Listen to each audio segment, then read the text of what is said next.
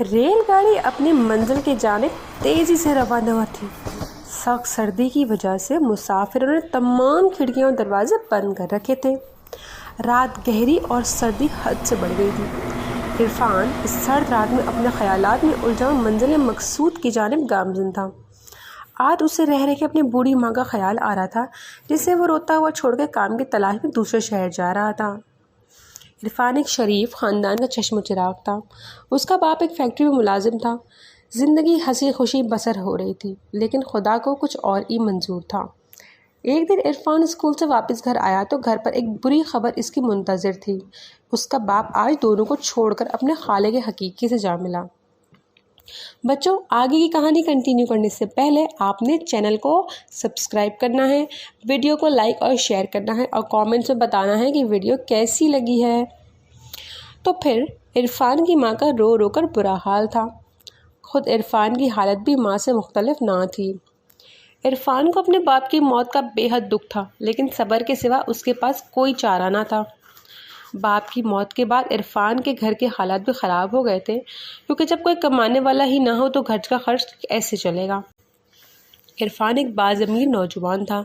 اس سے یہ برداشت نہ ہو سکا کہ اس کے ہوتے ہوئے بات فاقوں تک پہنچے، اس لیے عرفان نے اپنے شہر میں کام کی تلاش شروع کر دی، لیکن اسے ہر جگہ مایوسی کا سامنا کرنا پڑا۔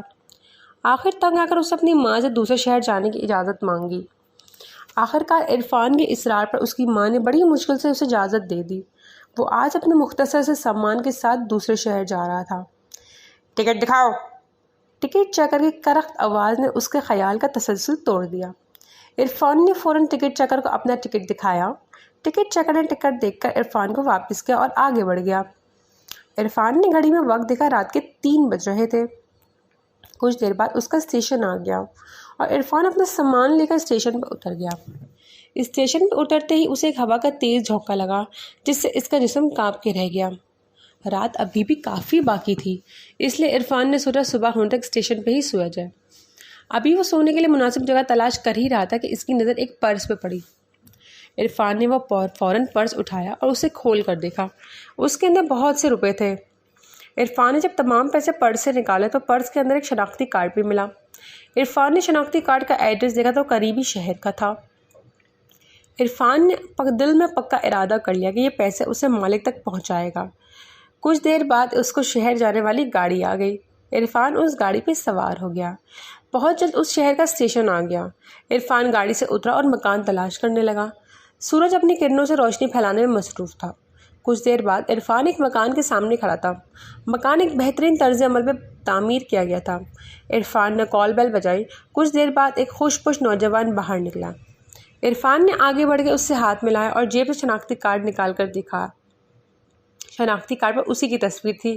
عرفان نے ساری صورتحال اسے بتائی اور اسے پیسے اور شناختی کارڈ واپس کیا۔ وہ شخص عرفان کی ایمانداری سے بڑا متاثر ہوا۔ عرفان کو اپنے ساتھ اندر لے گیا۔ اس شخص نے عرفان کی خوب خاطر مدارت کی اور دوسرے شہر کے آنے کی وجہ پوچھی۔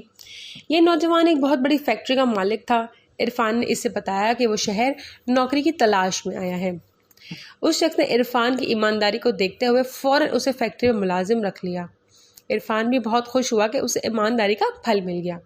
اس کہانی سے ہمیں یہ سبق ملتا ہے کہ ہم پر چاہے کتنی ہی مصیبت کیوں نہ آ جائے، مصیبت سے کبھی بھی گھبرانا نہیں چاہیے اور ہمیشہ ایمانداری سے کام کرنا چاہیے۔ تو بچوں، چینل کو سبسکرائب کیے بغیر نہیں جانا ہے۔ اللہ حافظ۔